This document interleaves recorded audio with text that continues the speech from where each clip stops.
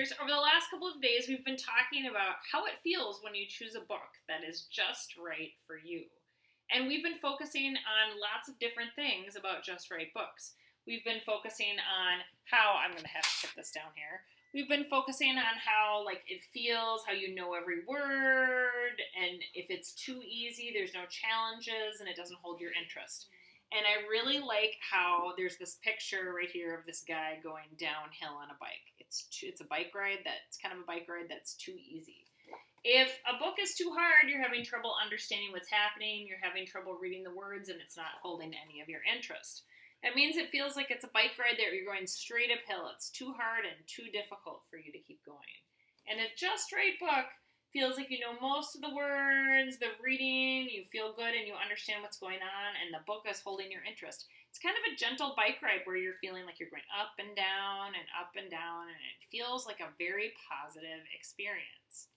Well, today we're going to kind of shift our focus a little bit, or at least focus on one part of choosing just right books, and that's the following. We're going to be focusing on the speed at which you read. Because today, for your homework, I'm going to be, and for the rest of the week, really, I'm going to be having you make a video or an audio clip of yourself reading a just right book to me. So I added some things to our list, and so I'm just going to pull it right down here again to really show you what I'm talking about. Oh, by the way, today, our reading focus is I can read with fluency. That means accuracy, rate, and expression. Now, we'll talk a lot more about fluency next week because it's going to be a big focus of yours. But all you have to worry about today about fluency is the word rate, which means that what we're talking about is I want you to be able to read at the right speed for you. And that's part of the way we tell if a book is just right for you. So today we're focusing just on this language down here that I circled. And I said, if a book is too easy for you, you're going to read too fast. The words are too easy for you. So the words are just tumbling out. It's almost like you can't read them fast enough or have them come out of your mouth fast enough when you're reading out loud. If a book is too hard, you're reading too slowly and struggling. So a lot of times that sounds like, for students, it sounds like you're reading one word at a time. Okay? It sounds like you're pausing in between each word if you're really struggling. So, or you're taking a long time to sound out different words. If a book is just right, at your just right level, it means you can read at the right speed. It means that your words are coming out like you're having a normal conversation with somebody else. So today, when I show you an example of what it's like to read at the right rate, you're going to be thinking about what that sounds like for you when you pick a book. So I'm going to pick a book that is a little easy for me, but I'm going to show you what it means to read at the right rate. Okay? So the book is titled The Most Magnificent Thing. And I really like this book too because it talks a lot about struggling a little bit. And that's exactly what it's been like for all of this online learning. There's a little bit of struggle to go along with it too. So maybe part of the theme within this book, we talked about that last week. Theme is like the big idea or lesson in a story, is that it's important to have a little bit of struggle, and that's how we grow from that. So, The Most Magnificent Thing. And as I read, I want you to think about how fast I'm reading. Am I reading too fast, too slow, or does it seem just right that this book is the just right level for me?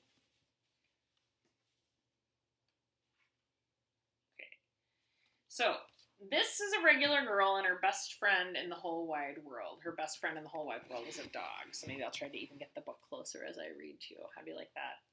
They do all kinds of things together. They race, they eat, they explore, they relax. I love the different things.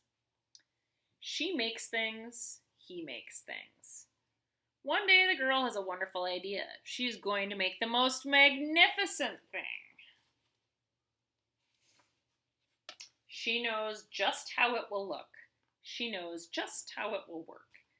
All she has to do is make it, and she makes things all the time. Easy peasy. First, she hires an assistant. Next, they gather their supplies. They set up somewhere out of the way and they get to work. So, as I'm reading, am I reading too fast, or am I reading too slow, or am I reading just right? You should be able to hear every single word that's coming out of my mouth and that they're flowing into one another, and that my voice is also ending at the end punctuation. We'll talk about that another time. That's another part of fluency. The girl tinkers and hammers and measures, while her assistant pounces and growls and chews. When she is finished, she steps back to admire her work. She walks around on one side. Her assistant examines the other side. It doesn't look right. Her assistant picks it up and gives it a shake. It doesn't feel right either. They are shocked to discover that the thing isn't magnificent or good. It isn't even kind of sort of okay. It is all wrong. The girl tosses it aside and gives it another go. She smooths and wrenches and fiddles. Her assistant circles and tugs and wags. When she is finished, she stands up and takes a long look at it. Her assistant gives it a nudge with his paw. So hopefully what you're hearing as I'm reading is that you're hearing every single word. You're kind of in the groove of the story. And as you read at the right rate, that's how it should feel to you too.